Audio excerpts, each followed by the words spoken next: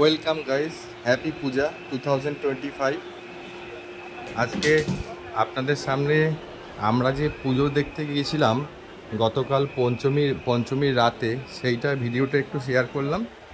দেখুন, আমরা যে ঠাকুরগুলো দেখেছি সেটা আপনাদেরকেও একটু দেখাতে চাই, যে আমার ভিউয়ার্সরা আছেন যারা ঘরে বসে ঠাকুর দেখবেন। যতটুকু সম্ভব আপনাদের দেখানোর চেষ্টা করেছি। এটা হচ্ছে দেখছেন চেতলা অগ্রণী। এখানে ঠাকুরটা খুবই সুন্দর, কিন্তু প্রচণ্ড লাইন ছিল, লাইন দেখা যাচ্ছে, প্রচুর লাইন, প্রচুর মানে কল্পনা করা যাচ্ছে না, মানে এতটাই ঠেলাঠেলি হচ্ছে। আমি ফ্যামিলি নিয়ে গিয়েছিলাম, আর এটা ঢোকার সময় এই গেটটা করেছে খুবই সুন্দর। ভেতরে দৃশ্যটাও আপনাদের দেখাচ্ছি। এই রুদ্রাক্ষ গাছ আছে একটা, প্রচুর পরিমাণে ঘন্টা বেঁধে রেখেছে, মানে ভোলে বাবার যেটা স্থান সেই টাইপের থিমটা করেছে, খুবই সুন্দর করেছে, দেখতে খুব ভালো লেগেছে। আপনারা যারা ঘরে বসে ভিডিওটা দেখছেন, যদি এই লাইন দিয়ে না ঢুকতে পারেন, তো ওই জন্য আমি ভিডিওটা করে নিলাম, কারণ আমার ফ্যামিলি নিয়ে গেছি, নিজেরা যখন দেখছি তার ব্লগটাও করে নিলাম, যাতে যারা ঘরে বসে আছে তারা একটু দেখতে পারে ভেতরটা কীরকম। আর সবার পক্ষে লাইন দেওয়া তো সম্ভব না, কারণ অ্যাকচুয়ালি আমারও ঠিক ইচ্ছা করে না যে এতটা লাইন দিয়ে ঠাকুর দেখতে ঢুকি, কারণ শরীর সাপোর্ট করে না, কিন্তু বাচ্চাদের শখ পূরণের জন্য যেতে হয়। ওরা যেতে চেয়েছিল বলে আমিও ওদের গাইড করার জন্য ঢুকেছিলাম, কারণ একা তো ছেড়ে দিতে পারি না। গাড়ি ছিল পার্কিংয়ে, কিন্তু পার্কিং থেকে যদি ওদের ছেড়ে দিয়ে বলতাম আমি গাড়িতে থাকি, তাহলে একটা রিস্ক হয়ে যায়, কারণ ভিড়ের চাপ প্রচণ্ড, আমাকেও সঙ্গে থাকতে হয়েছিল। দেখুন ভেতরটা কত সুন্দর, খুবই সুন্দর, একটা সুন্দর ভোলে বাবা শিবলিঙ্গটা করেছে। আর এখানে অনেক ছোট ছোট মন্দিরগুলো সব ভোলে বাবার মূর্তি করা আছে, দেখতে খুবই সুন্দর লাগছে। এনজয় করুন ভিডিওটা।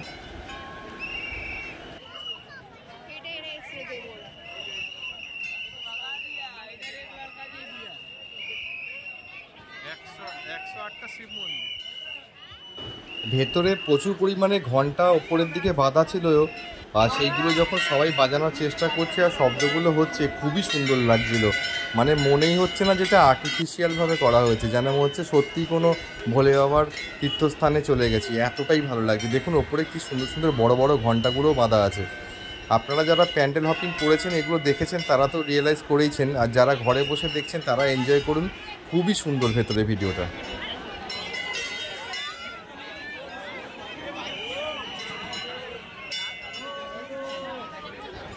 2 থেকে 2.5 ঘন্টা লাইন দেওয়ার পর আমরা ঢুকতে পেরেছিলাম। আর ভিড়ের মধ্যে সত্যি কথা বলতে এত ভিড়ের চাপে ক্যামেরা ধরে রেখে ভিডিও করাটা খুবই অসুবিধা হচ্ছিল, কারণ ক্যামেরা দুলে যাচ্ছিল। তার মধ্যেও যথেষ্ট চেষ্টা করে আমি করেছি। দেখুন আপনাদের কেমন লাগে ভিডিওটা, খুব সুন্দর লাগছিল ভেতরটা। এই যে ওপরে রুদ্রাক্ষ ফলগুলোকে ঝুলিয়ে রেখেছে, মানে কৃত্রিমভাবে তৈরি করে।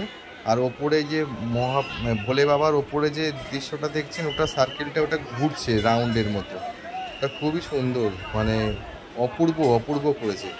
আর একদিনে তো বেশি ঠাকুর আমরা কমপ্লিট করতে পারিনি, এটার পরেই এখন এই যে চলে এসেছি। এটা হচ্ছে ভেতর, ওখান থেকে এক্সিট করলাম যখন, ওখানে মেলা হচ্ছিল একটা পার্কের ভেতর দিয়ে এক্সিট ওখানে। আর এখানটা দাঁড়িয়েছিলাম, এই যে পেছনের গাড়িটা, ওখানে দাঁড়িয়ে ওই কিছু টয়লেট ব্রেক ছিল। এটা হচ্ছে হাজরা মোড়টা, এইখানটা দাঁড়িয়েছিলাম। হাজরা মোড় দিয়ে আমরা সোজা বেরোবার পরে বাড়ি থেকে আমরা আজকে পঞ্চমীর দিন চেতলা অগ্রণীটা শুধু দেখেছি, তাতে প্রচণ্ড জ্যাম, ঠেলাঠেলি, মারাত্মক অবস্থা। তো ওটা কোনো মতে দেখে এখন আমরা এই একটা বন্ধুরা গাড়ি নিয়ে এসছে, আর তার সাথে আমরা আজকে গাড়ি বার করিনি, আমরা বাইক নিয়ে এসছি। তো এসে এইখানে আমরা এখন এসছি দেশপ্রিয় পার্কের কাছে। দেখছি এখানে যে গাড়ি পার্কিং করেছি, এই যে ব্লু কালারের গাড়িটা, এইটা পার্কিং করেছে। আর আমাদের বাইকটা আমি দেখিয়ে দিচ্ছি কোথায় রেখেছি, কারণ আজকে গাড়ি নিয়ে এলে অ্যাকচুয়ালি ড্রাইভার যদি নিয়ে আসা হয় তাহলে পসিবল, কিন্তু নিজে চালিয়ে এলে ফ্যামিলিকে সামলাবো না গাড়িকে সামলাবো, কারণ সব জায়গায় তো পার্কিং থাকেই না, গাড়ি ছেড়ে যাওয়াই যাচ্ছে না। ওই জন্য বাইক নিয়ে এসেছি, ওদের গাড়ি ড্রাইভারটা আছে সেইখানে আমি বাইকটা দিয়ে দিচ্ছি, ও ট্যাকেল করে রাখছে, আর আমরা তখন ঘুরে নিচ্ছি। আমি দেখিয়ে দিচ্ছি।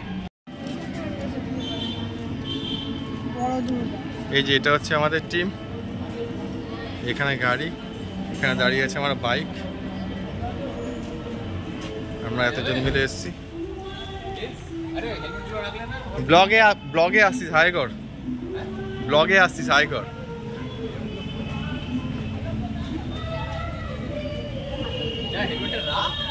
যাবো না ওইখানে।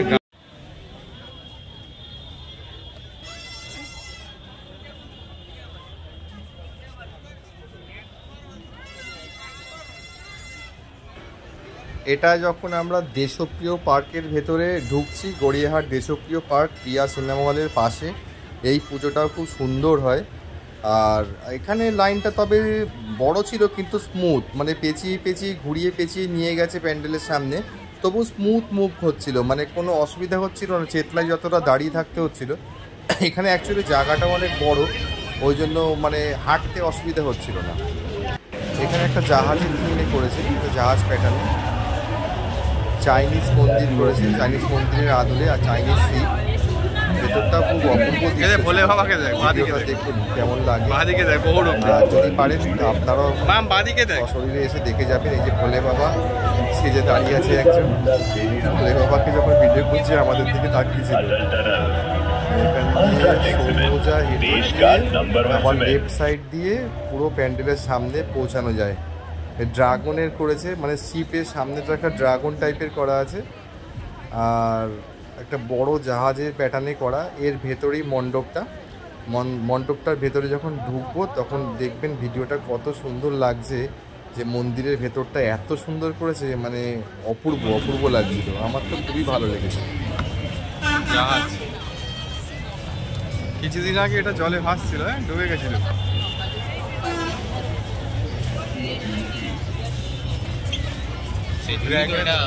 হাই করে দিল।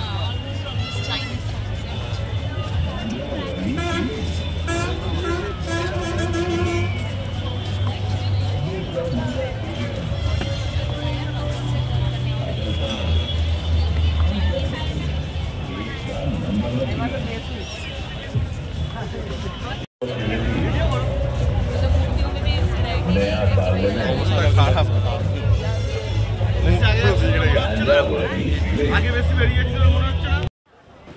এটা মণ্ডপের ভেতরে যখন ঢুকেছিলাম, গোল্ডেন ফিনিশ দেওয়া আছে, খুব সুন্দর লাগছে, খুব মানে মার্বেল কালার আর গোল্ডেনের মধ্যে অপূর্ব লাগছিল, অপূর্ব।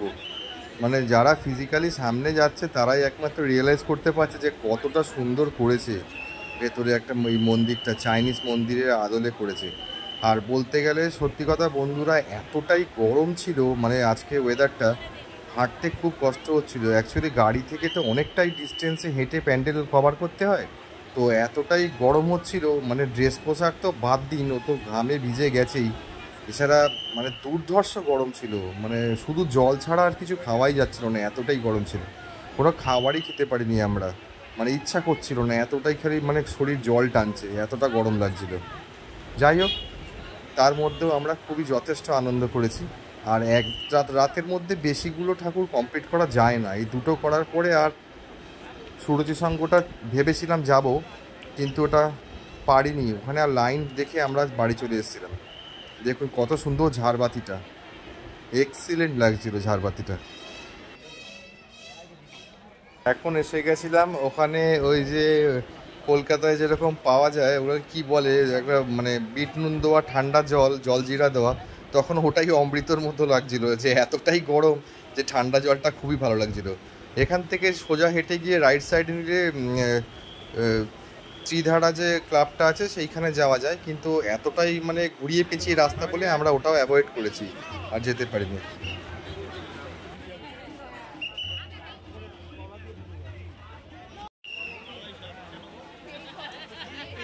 এটা হচ্ছে বালিগঞ্জ কালচারাল ক্লাব। এইটাখানে যখন প্রবেশ করছি তখনকার ভিডিও, ওনাদের ৭৫ বছর পূর্ণ হয়েছে, সেই উপলক্ষে এই প্যান্ডেলটা করেছে।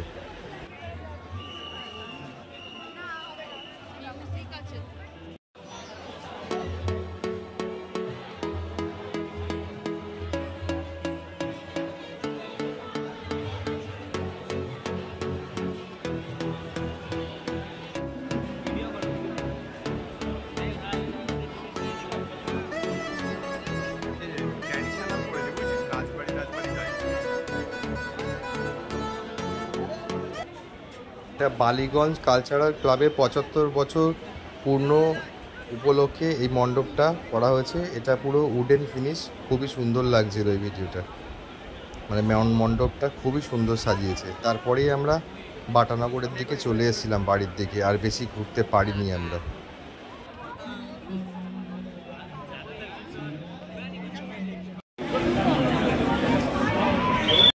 গাইস, আমরা বেরিয়ে এখন বাটানগরে চলে এসেছি, রিটার্ন করেছি। তো এখানে এসে গেছি এখন বাটা প্যান্ডেলের সামনে। অ্যাকচুয়ালি কলকাতায় প্রচণ্ড ভিড় তো হয়েইছে, আর রাতের দিকে একটু ফাঁকা হয়ে গেছে, কিন্তু যে যতটা লাইন ভেতরে পড়ছে তার থেকে বেশি আর কি কলকাতা পুলিশ বেশি ঘোরাচ্ছে। মানে 500 মিটার ডিস্টেন্সে যে প্যান্ডেলটা থাকছে সেটা অন্তত আপনার নিয়ে যাচ্ছে 3 থেকে 4 কিলোমিটার ঘুরতে হচ্ছে। ওই জন্য বেশি আর ঘুরতে পারিনি। একটা ছোট ব্লগ রাখলাম আজকে কলকাতায় যেগুলো দেখেছি আমরা, ওই কটা দেখানোর চেষ্টা করলাম। যদি ভালো লাগে লাইক করবেন। Good night.